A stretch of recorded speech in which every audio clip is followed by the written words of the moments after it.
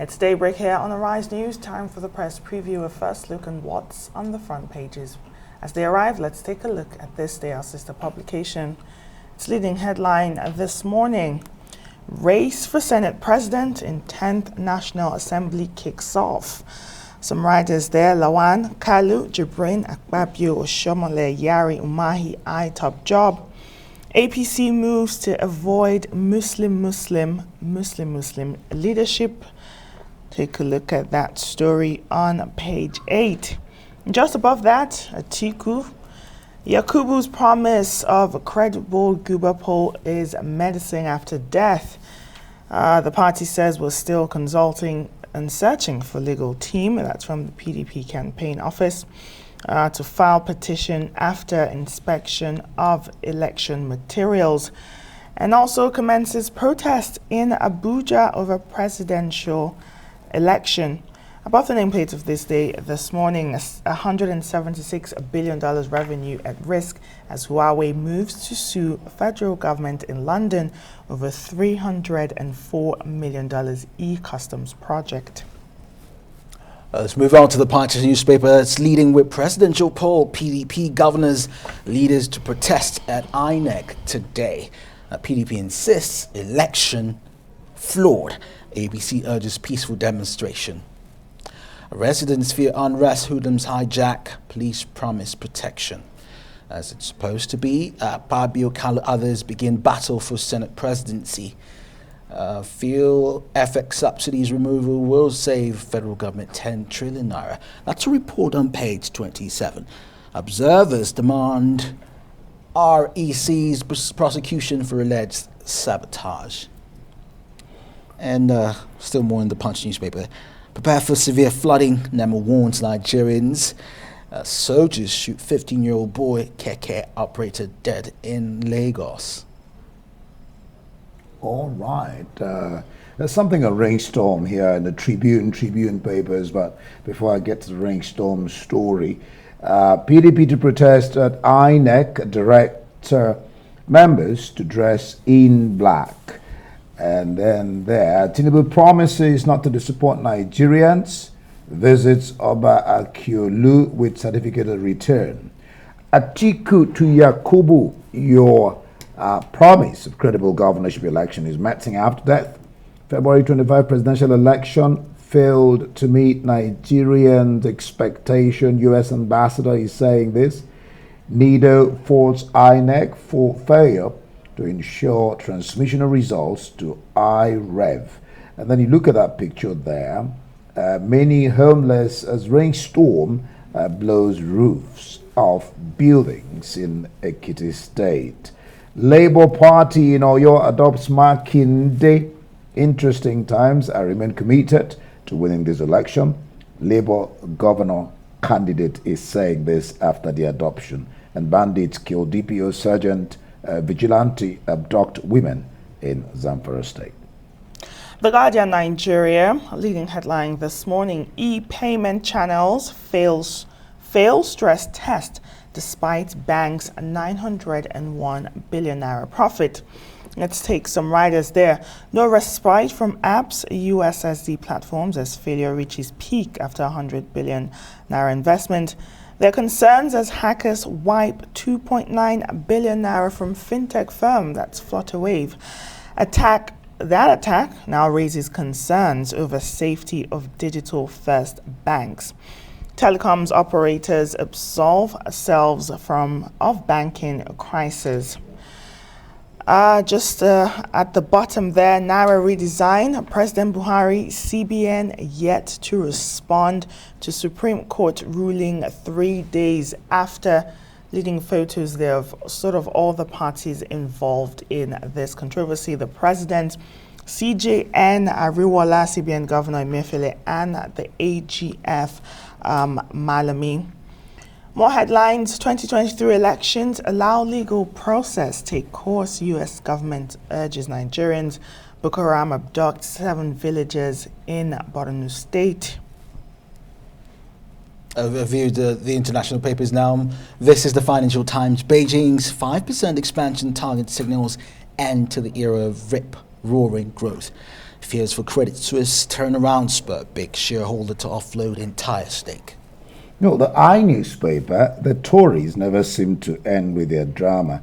Budget 2023, Hunt and Sunak head for new tax clash with Tory backbenchers. All right, The Independent this morning. Sunak vowed to end small boat crossing doomed to fail.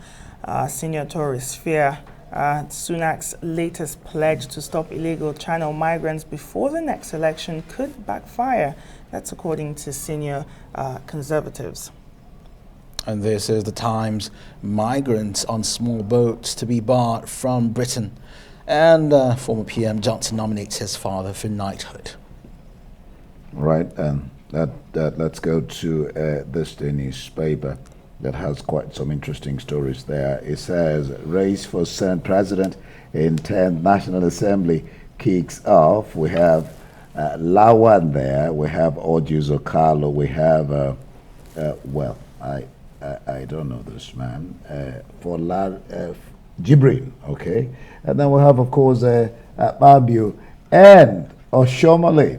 Interesting, but I mean, from what I have heard, he can't go to Lawan again.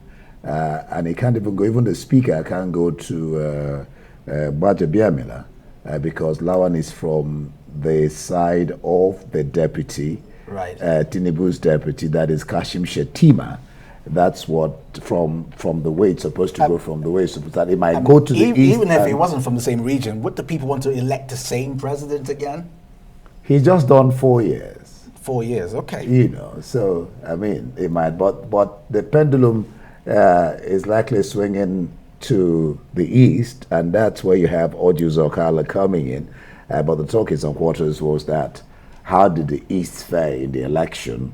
If you talk about sharing, I mean, that's the political permutations, you know. The APC performed woefully in the east. If you have another word for it, well, in Enugu State, for example, Tinubu couldn't score up to 4,000 votes. It's clear what the people want from that region. They've all been obedient, as the case would be.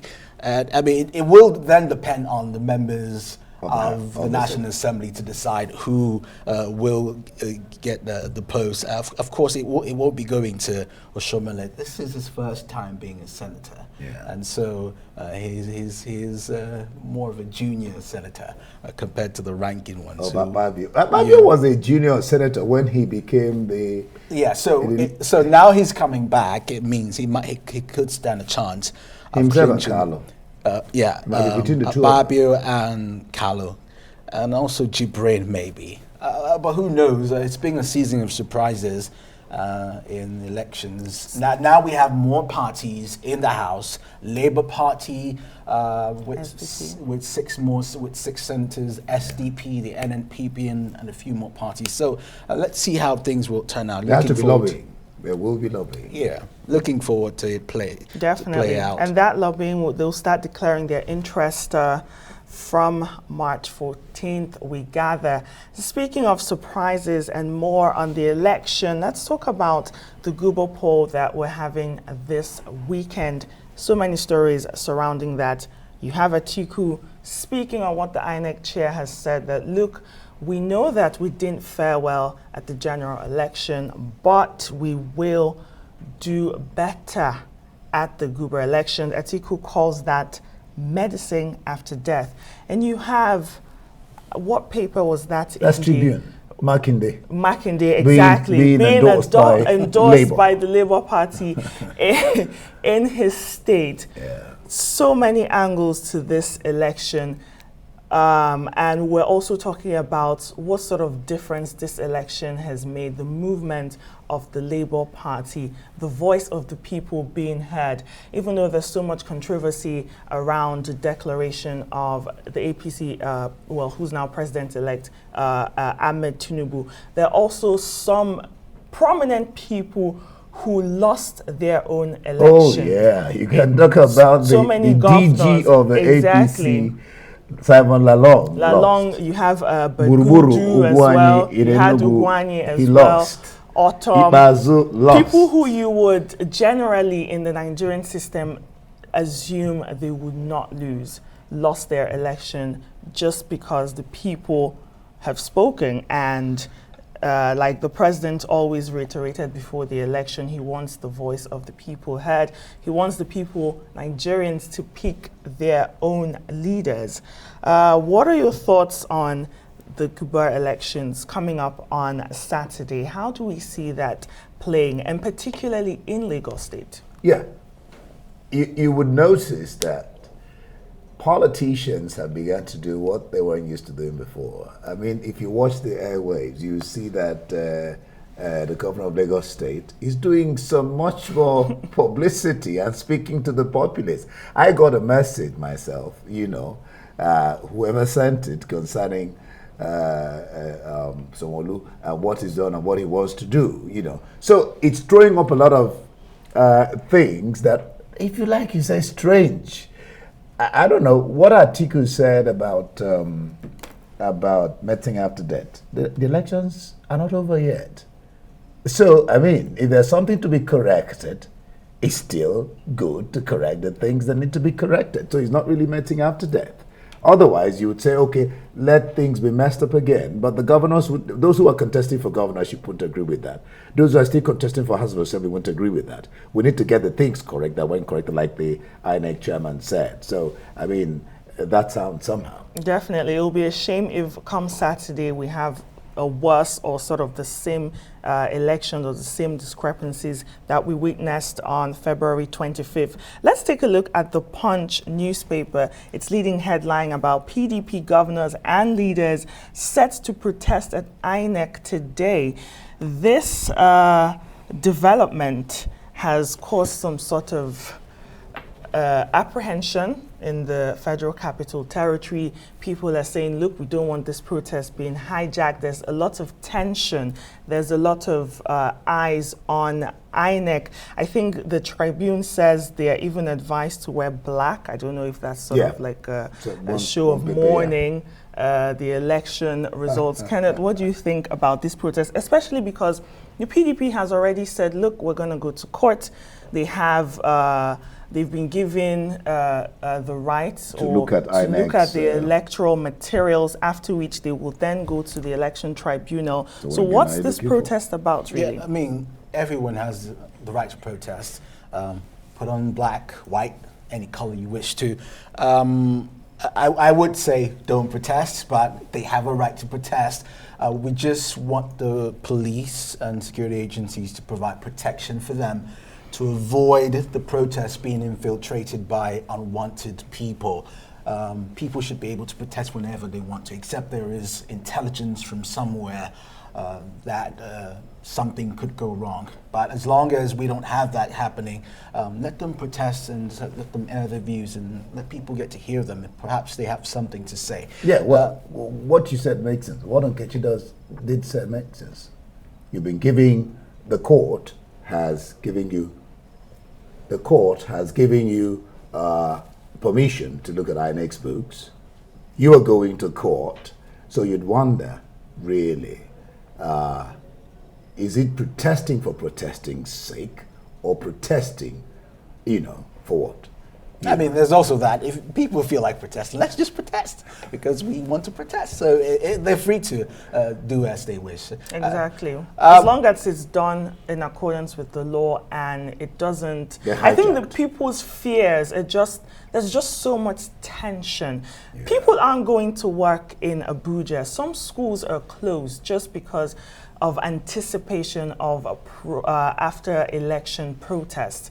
And so now that the PDP is planning this demonstration, it's now even more heightened, and people are worried what this would bring and how this protest would go. But we have the security authorities saying, look, we're on ground, we're going to protect and make this peaceful. And even the APC has said, look, we don't know why you're protesting, but if it's peaceful, that's okay, you can protest, because it's within their rights. Exactly, it's within their rights to protest. There's another story on the Punch before we go that I'd like to look at, just away from politics. You have a NEMA, National Emergency Management Agency, issuing a warning of upcoming flooding, severe flooding this year, indicated by predictions from relevant agencies. And I hope that even after issuing these warnings, they're working with other agencies to mitigate the consequences really of this flooding, like the ones we had last year were just terrible. Over 600,000 people dead, millions lost by millions displaced. And so just getting in front of this and anticipating it is really a welcome development from NEMA. Yeah, we hope they really do anticipate it, because I mean, over the years.